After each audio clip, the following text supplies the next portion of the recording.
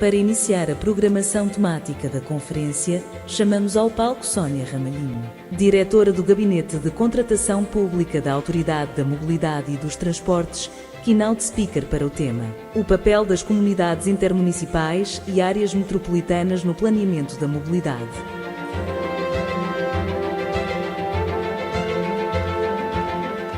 Antes do mais, bom dia a todos e a todas. Obrigado pela presença de todos. A sala está composta para a AMT e, certamente, para a senhora Presidente da AMT é um gosto e um prazer estarem aqui conosco.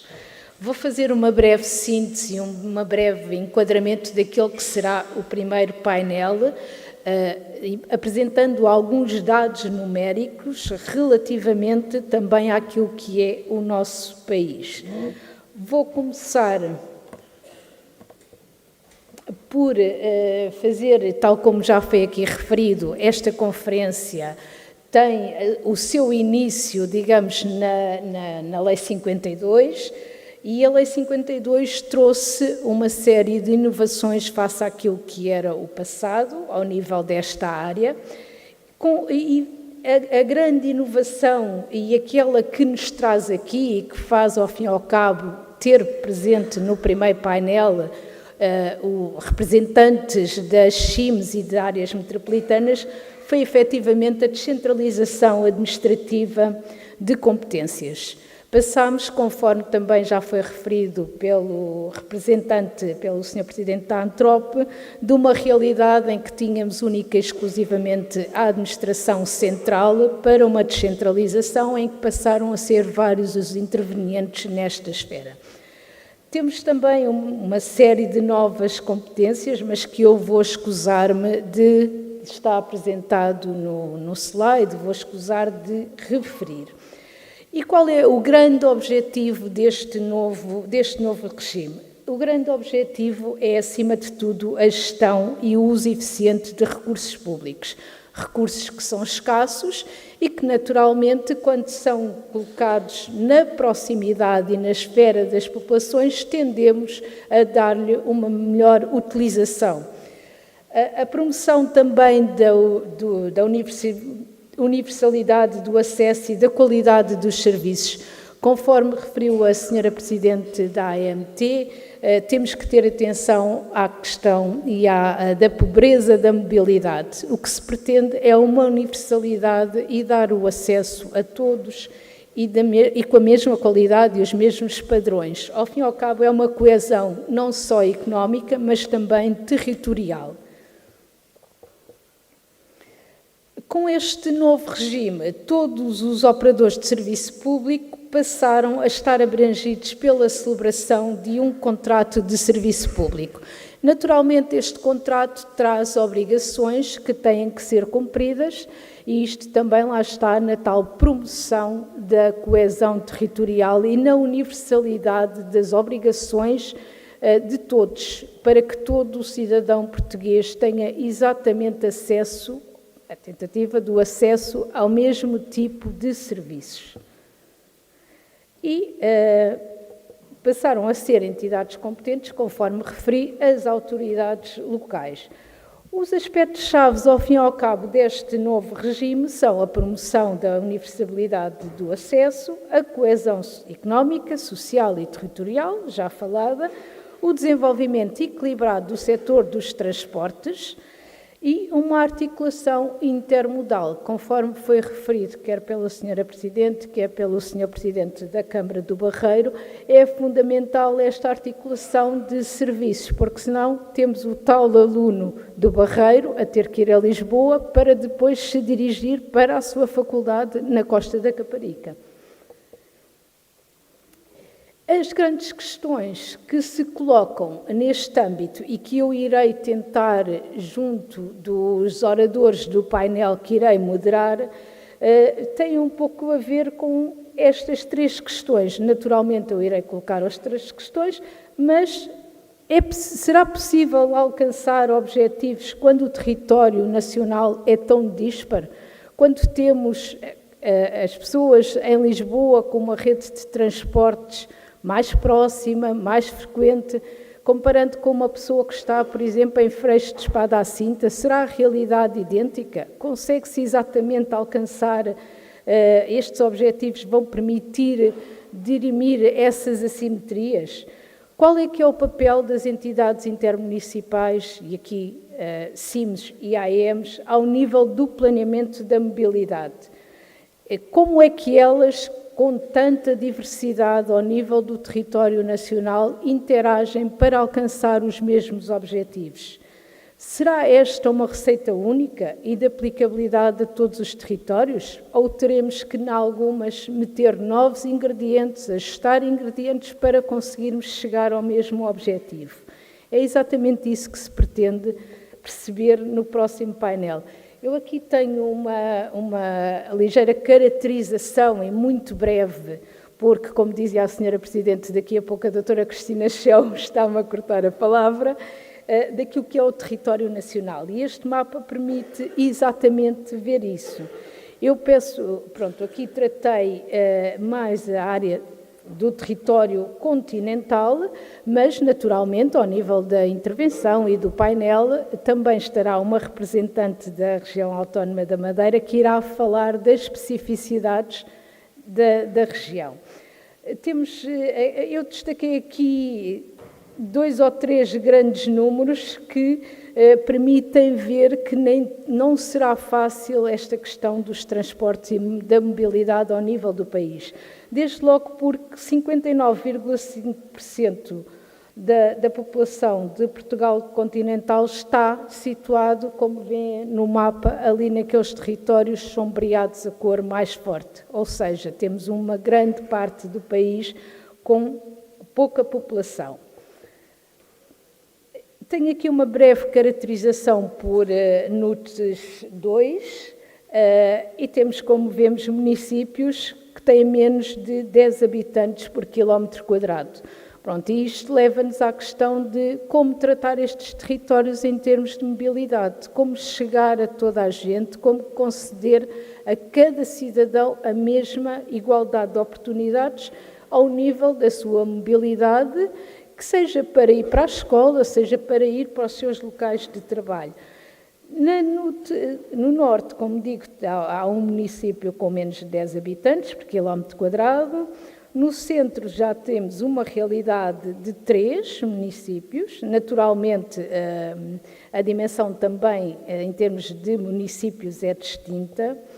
Mas quando passamos, por exemplo, para Lisboa, vemos que esta realidade é completamente oposta. Ou seja, naturalmente, há que haver um ajustamento ao nível das entidades, das autoridades de transportes locais, que atuam em cada um destes territórios, por forma a conseguir conceder exatamente, que nunca será igual, mas temos que tentar convergir para essa igualdade, a mesma oportunidade a todos os cidadãos. Aqui tenho também algo que é muito importante no nosso entendimento, que tem a ver com a estrutura etária dos territórios, porque populações mais envelhecidas naturalmente carecem de ajustamento também ao nível dos transportes. E coloquei aqui alguns indicadores também numéricos daquela que é a realidade. 40% dos municípios portugueses têm pelo menos 30% da sua população com 65 ou mais anos. Ou seja, temos áreas muito envelhecidas que carecem desse tal ajustamento. Entretanto, há aqui uns mapas, estão uma série de mapas relativamente a algumas CIMs, que são aquelas onde há o maior envelhecimento da população, com os municípios respectivos, nem todos, porque nem todos os municípios das CIMs têm exatamente a mesma situação, mas este também é um aspecto que consideramos que deve ser atendido ao nível da mobilidade. E aqui são mais uns mapas relativamente aos tais territórios em que a faixa etária é elevada, em termos dos 65 ou mais anos.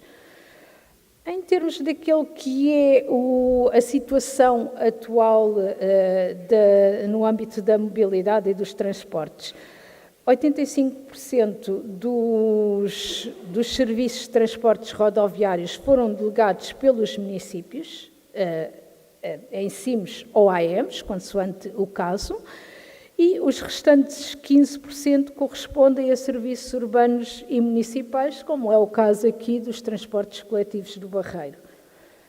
Existem, como referiu inicialmente a senhora Presidente da AMT, a engenheira Paula Vitorino, diversos contratos adjudicados em funcionamento e alguns concursos públicos em desenvolvimento. Ou seja, o caminho faz caminhando, ele está a ser feito no intuito de conseguir esse grande desidrato que é o interesse público e a coesão territorial e a igualdade de oportunidades para todos.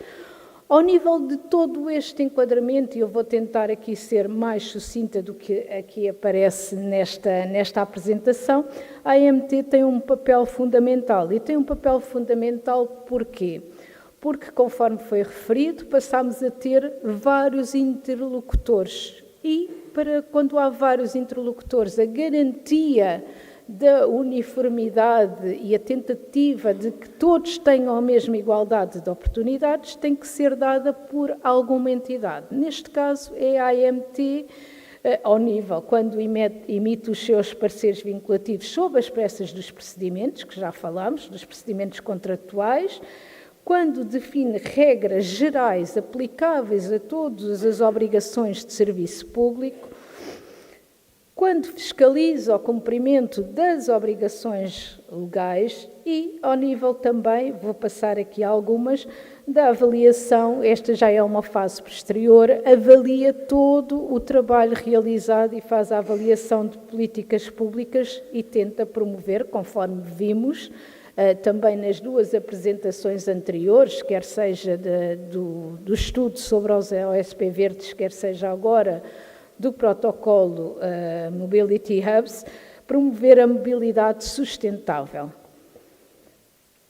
Desde 2016, com a questão da nova lei, a AMT também, no sentido de apoiar as autoridades locais de transportes, emitiu orientações, quer seja sobre a preparação, contratualização e execução dos serviços públicos, sobre indicadores de supervisão e também tem feito relatórios anuais sobre cada serviço público e respectivas obrigações. Lá está, o papel do regulador deve manter-se sempre um papel equidistante e independente, mas contribuir ao mesmo tempo para esta promoção das políticas públicas e para uma melhoria da qualidade do serviço prestado ao cidadão. E, como referi anteriormente, o estudo das OSP verdes é um exemplo dessa questão. Ao fim e ao cabo, o que é que se pretende e o que é que a nova lei pretendeu? O planeamento e a gestão regional integrada numa lógica global. Ou seja, há sempre vantagens e este bonequinho quer transmitir exatamente isso, há sempre vantagens em fazermos uma análise global de rede e não trabalharmos cada um de costas voltadas para si. É importante uma coordenação e integração física de todos os modos de transporte, por forma a facilitar a vida do dia-a-dia ao cidadão. A boa relação do custo, eficácia e qualidade dos serviços de transporte naturalmente tem que ser tida sempre em conta e temos que ter a sustentabilidade sempre como palavra fundamental também. Tentar, ao fim e ao cabo, essa coordenação, a melhoria do serviço, atendendo a critérios sustentáveis também. O que se pretende é, ao fim e ao cabo, a otimização da economia e eficiência dos transportes e o aumento das economias de escala, de retirar da esfera só da administração central, ganhando potencialidades com a local e a interligação de todos os interlocutores em rede. Naturalmente, isto depende da administração local, porque não temos aqui, como eu digo, e eu já estou a dar resposta em parte a uma das questões que eu própria coloquei, não temos aqui uma receita única, não é? Isto depende da vontade, e quando se diz vontade é da forma de fazer e do querer da administração central, do querer ir pelo caminho A ou pelo caminho B. Naturalmente, essa é uma decisão que compete às autoridades. Acima de tudo, o importante é ter em conta a realidade da mobilidade de pessoas e não das fronteiras administrativas. Isto, ao fim e ao cabo, é aquilo, quanto mais unidos e quanto mais trabalharmos em prol das populações, não é apenas em prol da nossa população, mas em prol da população portuguesa. Seremos certamente ganhos. E aquilo que hoje aqui vamos fazer e que vamos iniciar com o primeiro painel que eu vou moderar é exatamente ouvir as experiências e os anseios da administração local, em especial das entidades intermunicipais. Agradeço a todos, era esta a breve introdução que eu tinha para fazer, iremos avançar nos nossos trabalhos.